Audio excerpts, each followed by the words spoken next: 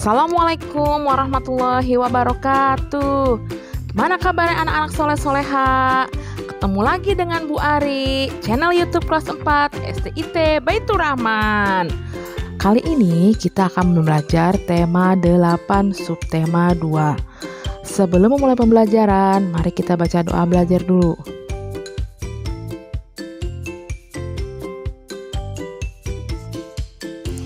Di sini ada tujuan pembelajaran. Tujuan pembelajaran sebagai berikut ya anak-anak. Oke, kali ini Bu Ari akan membahas subtema 2 yaitu keunikan daerah tempat tinggalku.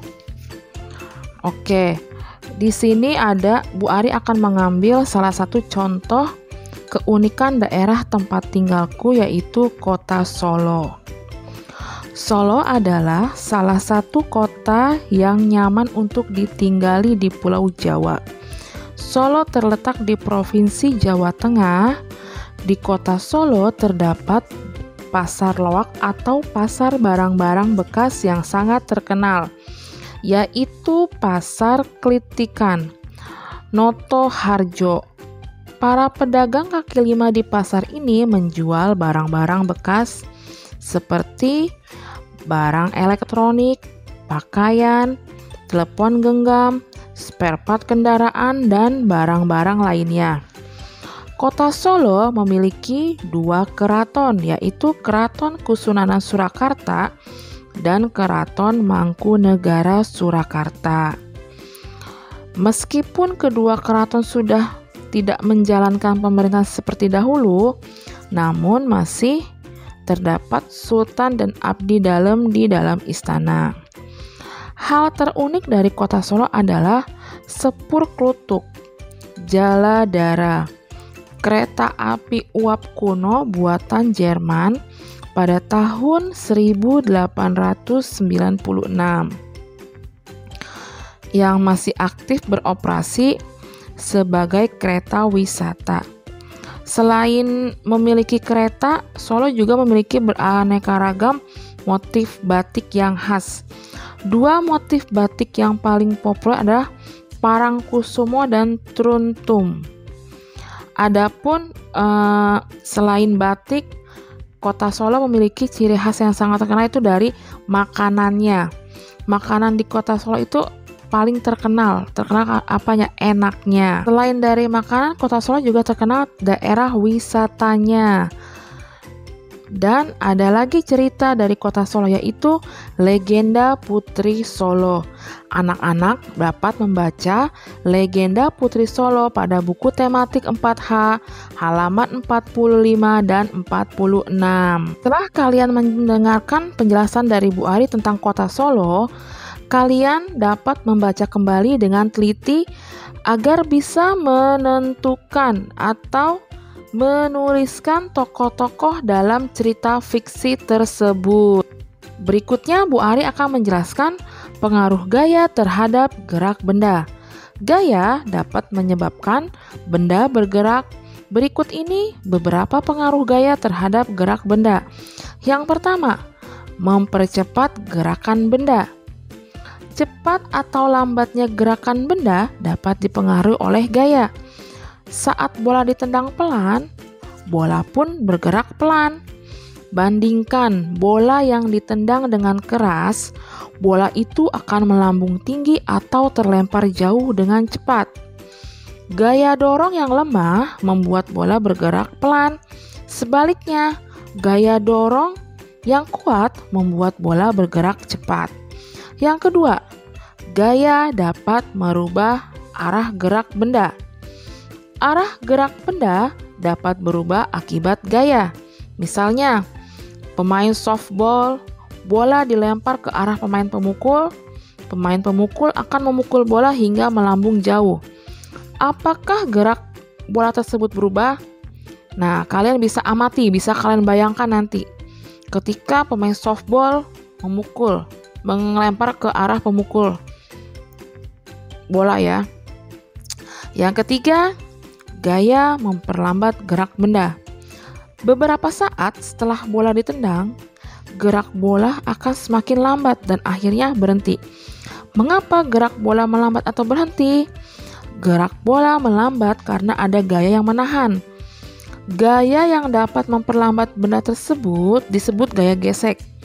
Gaya gesek terjadi jika ada dua permukaan yang saling bersentuhan. Yang keempat, gaya dapat menghentikan gerak benda. Selain menyebabkan benda bergerak dan melambat, gaya juga dapat membuat benda berhenti. Gaya yang membuat benda berhenti adalah gaya gesek.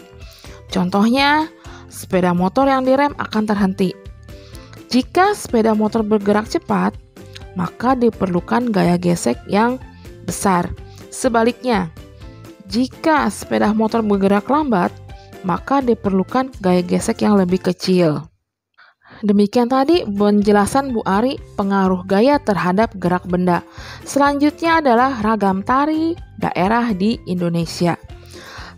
Keunikan suatu daerah dapat berupa potensi sumber daya alam, keindahan alam, dan adat istiadatnya. Selain itu, keunikan suatu daerah dapat juga dilihat dari tarian daerah yang dimiliki. Tari legong, tari tortor, sipitu cawan, dan tari bon dan payung merupakan contoh tari tradisional. Tahukah kamu yang dimaksud tari tradisional? Berikut penjelasan Bu Ari mengenai tari tradisional. Indonesia memiliki beragam tarian daerah tersebar di seluruh wilayah Nusantara. Berbagai tari daerah yang disebut juga tari tradisional. Tari tradisional adalah tarian yang tumbuh dan berkembang di suatu daerah tertentu yang dianut secara turun-temurun oleh masyarakatnya. Tari tradisional umumnya memiliki nilai sejarah yang tinggi, pedoman yang luas, dan berpijak pada adat istiadat. Tari tradisional dibedakan menjadi tari klasik, tari rakyat, dan tari kreasi baru. Tari klasik adalah tari tradisional yang lahir di lingkungan keraton dan diwariskan secara turun-temurun di kalangan bangsawan. Tari klasik itu sendiri memiliki ciri khas, yaitu berpedoman pada aturan tertentu, memiliki keindahan yang tinggi dan makna yang dalam, serta disajikan dengan penampilan yang mewah, baik gerak, riasan, dan kostum yang dikenakan. Beberapa contoh tari klasik adalah tari golek, tari bedaya, tari serimpi, dan laung ageng. Tari rakyat adalah jenis tari tradisional yang lahir dari kebudayaan masyarakat lokal yang diwariskan secara turun-temurun sampai sekarang. Tari rakyat memiliki ciri khas, yaitu syarat dengan nuansa sosial, merujuk pada adat kebiasaan masyarakat, serta memiliki gerak, rias, dan kostum yang sederhana. Beberapa contoh tari rakyat adalah tari lengger, tari tayub, dan tari piring. Sedangkan tari kreasi baru adalah tari klasik yang diaransemen dan dikembangkan sesuai perkembangan zaman, namun tetap mempertahankan nilai-nilai yang terkandung di dalamnya. Tari kreasi baru umumnya diciptakan oleh para pakar tari. Beberapa tari kreasi dapat kita lihat pada karya-karya Bagong Kusudiarjo dan Sauti. Contoh tari kreasi baru adalah tari kupu-kupu, tari merak, dan tari Roro Wilis. Demikian tadi penjelasan dari Bu Ari mengenai tokoh fiksi dalam cerita, pengaruh gaya terhadap gerak benda, dan ragam tari di daerah Indonesia. Tugas kalian hari ini yaitu mengerjakan latihan soal yang terdapat dalam buku tematik 4H halaman 46 dan 47. Sekian dan terima kasih. Wassalamualaikum warahmatullahi wabarakatuh.